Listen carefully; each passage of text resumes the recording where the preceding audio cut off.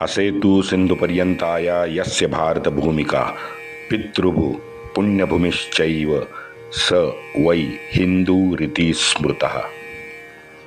भारत भू का सच्चा छिपाया गया इतिहास आपके समक्ष रखने का हमारा प्रामाणिक प्रयास है। हमारे इन कोशिशों को लाइक सब्सक्राइब करके आप हमें सहयोग करने की कृपा करें। बेल बटन जरूर दबाएं। आज तक हमने इतिहास में ईसा पूर्व 326 से 1857 का कुछ अनदेखा अनसुना जो इतिहास है वो उजागर करने की कोशिश की है। इससे आगे निजाम, मराठा और राजपूतों का इतिहास शेष है। कृपया सहयोग करें, वरना YouTube से ये हमारा इतिहास भी ओझल होने की आशंका है। वंदे मातरम। जय श्री राम। वैसे झांसी में गोरों ने मात्र 3 रेजिमेंट रखी थी। एक बंगाल की 12वीं रेजिमेंट, दूसरी 14वीं घुड़सवारों की रेजिमेंट और तीसरी यूरोपियन लोगों की तोपखाना रेजिमेंट। ये मात्र 3 रखे थे क्योंकि वो निश्चिंत थे, क्योंकि उनका रानी के साथ में उनके अंग्रेज़ों के हिसाब से रानी को हमने बहुत कुछ दे दिया है, सहूलतें भी दे दी, तो यहाँ पे विद्रोह होने का चांस नहीं है। झांसी में इन पलटनों का कमांडर था डनलप। उसका कमिश्नर, झांसी का कमिश्नर था स्कीन और असिस्टेंट कमिश्नर था गॉर्डन। अब इस असिस्टेंट कमिश्नर गॉर्डन के हाथ में कुछ राष्ट्रवीरों के पत्र लगे। एक पत्र में साफ लिखा था कि लक्ष्मण राव नामक कोई ब्राह्मण है, वो बंगाल की 12वीं रेजिमेंट के अंदर जाके वहाँ के सैनिकों को उकसा रहा है। मित्रों, यही लक्ष्मण राव थे, हमारे थोर स्वातंत्र वीर प्रकांड पंडित लक्ष्मण राव पांडे जी। तारीख थी 1 जून। 1 जून को झांसी के कुछ अंग्रेज अफसरों के घर जला दिए गए। जाहिर है लोगों का पता नहीं चला, तो अज्ञात लोगों पे मुकदमा दायर हो गया। अगले 2 दिन पूरे झांसी गांव में व्यवहार सामान्य योजना के तहत रखा गया। धमाका हुआ 4 जून को। 4 जून को सुबह पहरेदारों की एक टोली थी, उसने डायरेक्ट हल्ला बोल दिया। उन्होंने बारूद के गोदाम में अंदर का जो असला था, शस्त्र थे, वो सब निकाले और बारूद के गोदाम को आग लगा दी। अब वो आग के ये देख के डनलप ने कुछ अपने घुड़सवार और रेजिमेंट के कुछ नेटिव को इन पहरेदारों के पीछे लगा दिया। गोरों को अब दोपहर तक माहौल का अंदाज़ा आ गया था, तो उन्होंने अपने परिवार को झांसी के किले में रखने का फैसला किया। जैसे ये कमांडर डनलप जो था, वो कुछ पत्र भेजने पोस्ट ऑफिस जा रहा था, तो बीच रास्ते में सड़क पे परेड ग्राउंड के पास बंगाल के 12 रेजिमेंट के सैनिकों ने उसको भी गोली मार दी। तो अब तो ये तय हो गया था कि चाहे अंग्रेजी सुजीर हो या अफसर हो, सभी का और उनके परिवारों का सहारा एक ही था, वो था झांसी का किला। क्योंकि नीचे गांव में राष्ट्रवीरों ने परेड ग्राउंड से लेके छावनी में, मेस में, बाजार में, जहां भी जो भी गोरा मिल रहा था वो उसे काट रहे थे। विक्टोरिया रानी की मदद की गुहार या उससे याचना मांगने जो निकले थे स्कॉट और परसेल बंधु, उनको भी मार डाला गया। 7 जून को राष्ट्रवीरों ने किले पे भीषण हमला बोल दिया बाहर से। अब ये बात सत्य है कि उनके तोपे ऐन मौके पे काम नहीं कर रही थी, लेकिन जज्बा था तो भीषण हमला उन्होंने सभी राष्ट्रवीरों ने किले पे बोल दिया। किले को हस्तगत करने में थोड़ी परेशानी आ रही थी, लेकिन इनका जोश कम नहीं हो रहा था और वो आगे बढ़ते जा रहे थे। लेकिन उनको विजय प्राप्त होने में दिक्कत हो रही थी, तो उन्होंने एक दिमाग लगाया। हमारे राष्ट्रवीरों ने अपना एक विश्वासु सैनिक अंग्रेज़ों के साथ अंदर भेज दिया किले के ऊपर। उस सैनिक ने अपना काम किया। उसने क्या किया कि अंग्रेज़ों ने जो किले के दरवाजे बंद कर रखे थे उसके पीछे एक पत्थर की दीवार भी खड़ी कर दी थी। अब ये पत्थर की दीवार इस बंदे ने गिरा दी। अब वो जब गिरा रहा था तो लेफ्टिनेंट पॉवेस उसको देख रहा था। लेफ्टिनेंट पॉवेस फिर उसके पास आया और वो राष्ट्रवीर को उसने ढेर कर दिया। तो इस तरह से अपना पूरा कर्तव्य निभाते निभाते इस अनाम राष्ट्रवीर वीर गति प्राप्त हुआ है। अब जैसे ये पॉवेस उसे मार रहा था, उसने मारा, पॉवेस पीछे मुड़ गया और जैसे चलने लगा को एक तलवार के एक ही वार से उसे भी काट डाला गया। पीछे वाला भी नाम था, कौन था भाई? हमारा दूसरा राष्ट्रवीर वहां तैयार बैठा था।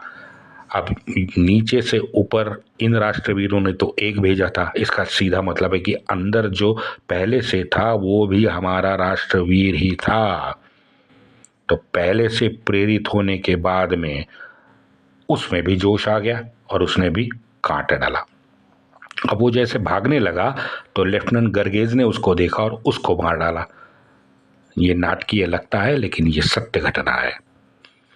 कमिश्नर गॉर्डन जब तक किले के अंदर था अंग्रेजों को जीने की आशा थी। जैसे राष्ट्रवीरों ने उसको निशाना बनाया, अंग्रेजों की बची कुची सारी आशा मिट्टी में मिल गई।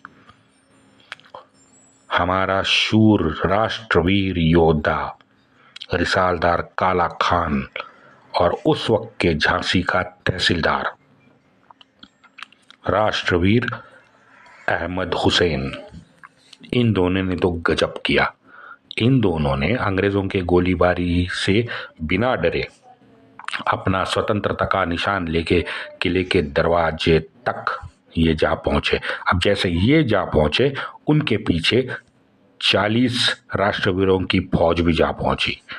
अब वो वहां से प्रयत्न करने लगे कि किले के अंदर कैसे जाया जाए, और वैसे भी अंदर की पत्थर की दीवार उस अनाम राष्ट्रवीर ने अंदर से पहले ही गिरा दी थी। अब इससे देख के अंग्रेज डर गए। अंग्रेजों ने तुरंत सफेद निशान लहराया, शरणागति तो ले ली, तो इसे लड़ाई रुक गई। दूसरे दिन राष्ट्रवादियों ने अपना प्रतिनिधि के रूप में बातचीत करने के लिए झांसी का एक प्रसिद्ध हकीम था सलेम मोहम्मद, उस सलेम मोहम्मद को नियुक्त किया। अंग्रेजों ने हकीम सलेम मोहम्मद के सामने जीवन दान देने की गुहार लगाई, जो सलेम मोहम्मद ने कुरान पे हाथ लिखकर मान ली, कुरान पे हाथ रखकर उसने मान ली। राष्ट्रवीरों को किले का दरवाजा खुला छोड़ दिया गया। किले के बचे हुए जितने भी अंग्रेज थे उन्होंने अपने शस्त्र रखे और एक कतार में किले से वो नीचे उतरने लगे। अब जैसे नीचे उतरने लगे पीछे से एक आवाज आई, मारो इन फिरंगियों को। तो क्या था, सारे वीर अंग्रेजों पे टूट पड़े, लेकिन काला खान ने उनको मारने से रोका और राष्ट्रवीरों ने सबको कैद करके कस के बांध दिया। सबको बांधने के बाद में हमारे राष्ट्रवीरों ने पूरे झांसी शहर में उनका एक जुलूस निकाला, जिसमें ये कमिश्नर स्किन भी था। जुलूस जोगन बाग तक आया। जैसे तैसे करके जोगन बाग तक आया तो वहीं काला खान ने चिल्ला के अपनी फौज को हुक्म दिया कि सारे अंग्रेजों को मार दिया जाए। कुछ ही क्षणों में 60 अंग्रेजों का जो सर था वो तन से जुदा हो गया। इन 60 में बच्चे थे, बूढ़े थे, स्त्री पुरुष सभी थे। मात्र उसके बाद 2 दिनों में मित्रों झांसी में 75 पुरुष, 12 महिलाएं और 23 बच्चों को काटा गया। ये सब अंग्रेज थे और उसमें कुछ यूरोपियन भी थे। 4 जून से लेके 8 जून 1857 को झांसी मुक्त कर दिया गया। रानी को लोगों ने फिर एक बार सिंहासन पे बिठा दिया। पूरे प्रांत में रानी के नाम से दुहाई घुमाई गई। घोषणा थी, ये घोषणा सुनो। अब मुझे प्रॉब्लम शुरू होता है इन लोगों से। घोषणा सुनो आप। मोमिनों ने घोषणा क्या दी, खुल्क खुदा का, मुल्क बादशाह का, अमल रानी का। झांसी पे जो अमल रानी काफिर हिंदुओं का था, उसमें कोई उसके प्रॉब्लम नहीं था। ये थी इनकी झांसी वाली गंगा जमुना तहजीब का नमूना। चाहे जो हो हिंदू काफिर पे मुसलमानों का खौफ होना चाहिए। ये है मित्रों अंदर की सोच। हर मोमिन के अंदर आज भी यही सोच है कि हिंदू मुसलमानों से डरना जरूरी है। अब जिसके शिकार दुर्भाग्य से 1000 साल से हमारे पसमानदा मुसलमान भी हो रहे हैं। अशराफियों के डर से वो भी अशराफियों के साथ जिंदगी बिताते हैं, लेकिन डर के आज भी रानी के वो शब्द हमें प्रेरणा देते हैं, मेरी झांसी नहीं दूंगी, दम है तो लेके दिखाओ। इसमें धर्म कहाँ था भाई? इसमें तो उसका कर्तव्य था। धार्मिक सोच नहीं थी उसकी। चलो, ये झांसी तो स्वतंत्र हो गई। अब झांसी जैसे स्वतंत्र हो गई तो पूरे बुंदेलखंड में स्वातंत्र्य की जैसे एक लहर दौड़ पड़ी। सावरकर जी ने वैसे हमारी रानी लक्ष्मीबाई की दिनचर्या का उल्लेख किया है। बताता हूं क्यों। सावरकर जी ने लिखा है कि फिर से एक बार झांसी हाथ में आने के बाद में रानी का दिनचर्या ऐसा था, दिनचर्या ऐसी थी। रानी सुबह 5 बजे उठती थी, उत्तरोदक से अभ्यंग स्नान करती थी, उसके बाद चंदेरी सफ़ेद साड़ी परिधान करती थी। वैसे जिन्होंने प्रत्यक्ष रानी को देखा है, उससे वार्तालाप किया है, उन्होंने ये कह दिया है कि वैदव्य आने के बाद भी रानी ने नाक में डाली नथनी और कंगन पहनना छोड़ दिया था, लेकिन उसके उंगलियों में हीरे की अंगूठी मरते दम तक रही, उसने उसे कभी नहीं उतारा। स्नान के बाद रानी की पूजा होती थी, और जैसे मैंने बताया उन्होंने केशवपन नहीं किया था तो प्रायश्चित्त भी उनको करना था। तो प्रायश्चित्त के रूप में वो रोज सूर्य देव को अर्घ्य दे के माफी मांगती थी, और उसके बाद तुलसी की पूजा होती थी। तुलसी की पूजा होने के बाद वो कुछ पुराण वेदों का श्रवण करती थी, और फिर राज्य कारभार शुरू हो जाता था। दोपहर को भोजन करके दोपहर को 3 बजे के बाद में फिर दरबार के दरवाजे खुलते थे, जहां दरबार में वो पुरुष वेश पहन के ही बैठती थी।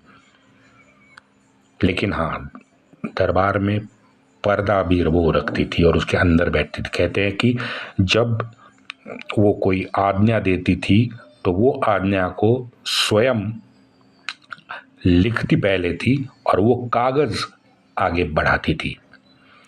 हर शुक्रवार को प्रसिद्ध तालाब के तट पर स्थित महालक्ष्मी का जो मंदिर है, उसमें विशेष पूजा भी वो करती थी। तो ये थी उसकी दिनचर्या। जख्मी सैनिकों की शुश्रूषा रानी जाती तौर पे करती थी। यह है उसका स्नेह और प्रेम। और इसका अनुभव सामान्य जन को नत्थे खान के साथ जो लड़ाई उसकी हुई थी उसके दौरान हर एक झांसी वासी को आया था। 11 महीने तक इतना सुंदर प्रजा दक्ष शांत राज्य कारभार रानी ने किया। अब बताता हूं मैंने उसकी दिनचर्या का उल्लेख क्यों किया। भाई, दिनचर्या का उल्लेख इसलिए किया कि इसे जान के उस व्यक्ति का व्यक्तित्व, उसके जीवन का अनुशासन, उसके जीवन में उसकी आस्था और उसके लक्ष्य को उजागर कर देती है। इसलिए मैंने उसका दिनचक्र आपको बताया। 1857 के जुलाई महीने से दिल्ली, कानपुर, लखनऊ, ये यमुना जी के उस पार की जो ब्रिटिश राज्य था वो पूरी तरह से तहस नहस हो गया था। वो पूरी तरह से शासन व्यवस्था चरमरा गई थी।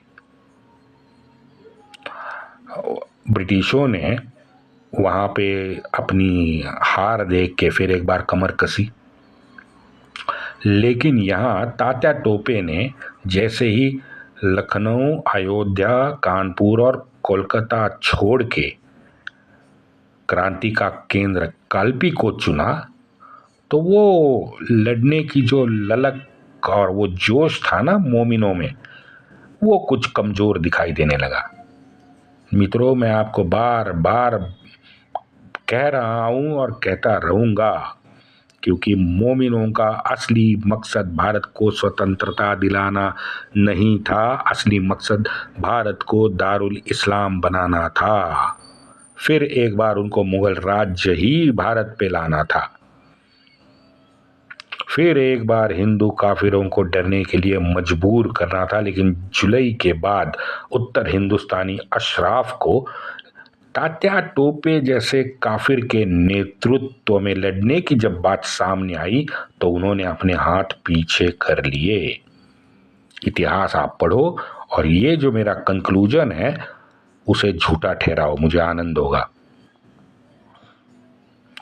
पता नहीं, जब यहाँ स्वच्छ तौर पे जो बातें आज मुझे दिख रही है या मेरे जो कंक्लूजन मैं बता रहा हूँ वो हमारे मूर्धन्य गुणीजन इतिहासकार जो हैं वो उनको समझ में नहीं आई या वो खुल के बात नहीं करते इसके बारे में। लेकिन क्यों नहीं करते, ये आज भी मेरा सवाल है कि ये जो कोर इशू है हिंदू मुस्लिमों के सोच का, वो हम खुल के उस पर बात क्यों नहीं कर पाते, मेरी समझ में नहीं आता। मैं तो करता हूं।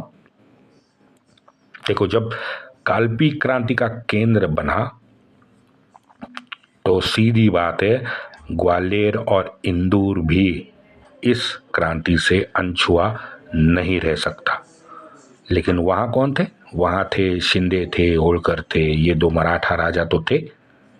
हाँ, लेकिन इन्होंने बर्ताव ऐसा किया है कि भाई ये इतने अलूफ थे, लगता है कि वो शायद भारत में नहीं थे, किसी और प्रदेश के राजा हैं। इतनी दूरी उन्होंने क्रांति से दूरी बनाई ली थी। इससे क्या हुआ, वो वहाँ स्वातंत्र की ना आग महसूस कर पाए, ना स्वातंत्र के अग्नि कुंड में, पवित्र कुंड में अपनी समीधा डाल सके। यहाँ रानी के तेवर से गोरे परेशान हुए और गोरों ने ह्यू रोज के नेतृत्व में 4000 मद्रास के सोजिरों को गोला बारूद तोपे बड़ा सा असला लेकर बुंदेलखंड के मुहिम पे उनको छोड़ दिया। अब उसके साथ वहाँ विटलॉक था। अब जैसे मऊ तक ये लोग दोनों आ गए तो इन दोनों ने एक योजना बनाई। ह्यू रोज अलग दिशा में निकल पड़ा, विटलॉक अलग दिशा में निकल पड़ा। उससे मात्र 6 महीने पहले, इस घटना से मात्र 6 महीने पहले हमारी झांसी स्वतंत्र हुई थी। लेकिन इस स्वतंत्र झांसी पे हल्ला करने का कुकर्म ओरछा और दतिया के राजाओं ने किया। मित्रों, ये बताना चाहता हूं कि ये दो मोमिन नहीं थे, ये राजपूत रियासतें ही थी, लेकिन अंग्रेजों की गुलामी बड़े प्यार से कर रही थी। इन दोनों का शुद्ध स्वार्थी हेतु था झांसी को हथियाना। इसी के लिए इन्होंने हमला किया था। लेकिन रानी और उसके सेना ने अतुलनीय पराक्रम दिखा के उन्हें पराजित किया।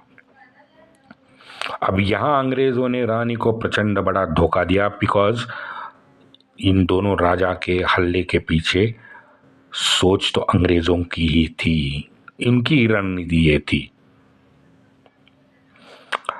इस युद्ध की ज्यादा चर्चा हमारे इतिहासकार नहीं करते, लेकिन रानी ने जुझारूपन का, शूरता वीरता का तथा नेतृत्व गण का एक उत्कृष्ट उदाहरण इस लड़ाई में पेश किया है। इस युद्ध की आंखों देखा इतिहास जो है वो आप पढ़ो, आप मंत्र मुग्ध हो जाओगे। अच्छा, इस गद्दारी के लिए अंग्रेजों ने कारण क्या दिया है? कारण दिया है वही घिसा पीटा झांसी के किले में नरसंहार हुआ था और उस नरसंहार के लिए रानी जिम्मेदार है, तो इसी वजह से हमने भी ओरछा और दतिया के राजाओं को मदद की। ये था उनका कारण। अगस्त 57 के बाद रानी ने फिर एक बार सैन्य जुटाने में अपनी कोशिशें जारी रखी, बल्कि उसने अंदर किले के अंदर उसने नए तोपों की निर्मित भी शुरू की। और इस अगस्त 57 के बाद मात्र 6-7 महीने अपने राज्य के संरक्षण और भारतीय राजकारण दोनों में अपनी अहम भूमिका रानी ने निभाई। मार्च के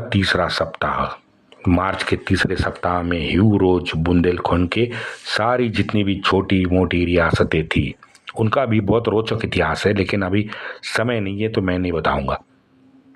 सारी छोटी मोटी रियासतें जो थी, राज्य थे, छोटे मोटे जमींदार थे जो रसूख रखते थे, उन सब का राज्य खालसा करके रोज की ये सेना झांसी की तरफ मुड़ गई। अब विटलॉक दूसरी दिशा से वो आगे बढ़ रहा था।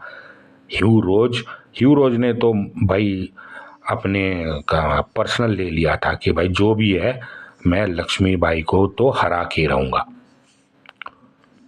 अब उस सेना ने हमला किया, झांसी को शरणागति का आह्वान दे दिया। जाहिर है रानी ने उसको कचरे का डिब्बा दिखा दिया। अब यहाँ रानी ने अपने सैन्य को दिए भाषण का एक वाक्य बहुत ज्यादा प्रसिद्ध हुआ है और वो हमें सुनना चाहिए। रानी ने कहा है, उस दिन रानी ने हम अपने सैन्य के सामने कहा, हमें अपने स्वातंत्र के लिए लड़ना है। प्रभु श्री राम और प्रभु श्री कृष्ण गीता में कहते हैं, अगर हमारी जीत हुई तो जेते के तौर पे हमें सुख और आनंद की प्राप्ति होगी, और अगर हमें हार मिली तो अनंत काल तक प्रतिष्ठा और मुक्ति मिलेगी। तो हार हो या जीत हो, हमें अपनी स्वतंत्रता के लिए लड़ना है। ये है रानी का वो वाक्य। 24 मार्च 1858 इस दिन रानी लक्ष्मीबाई और अंग्रेजों में 10 दिन तक घमासान हुआ। इस युद्ध का आंखों देखा हाल गोडसे गुरुजी ने माझा प्रवास यानी मेरी यात्रा इस पुस्तक में बड़े विस्तार से उन्होंने लिखा है। ये गोडसे गुरुजी वैसे हमारे कोकण से थे। ग्वालियर में कुछ महाकुंड होने वाला था, तो उसके लिए इनको बुलावा भेजा गया था, तो उसी लिए वो झांसी तक पहुंचे थे। वंदे मातरम।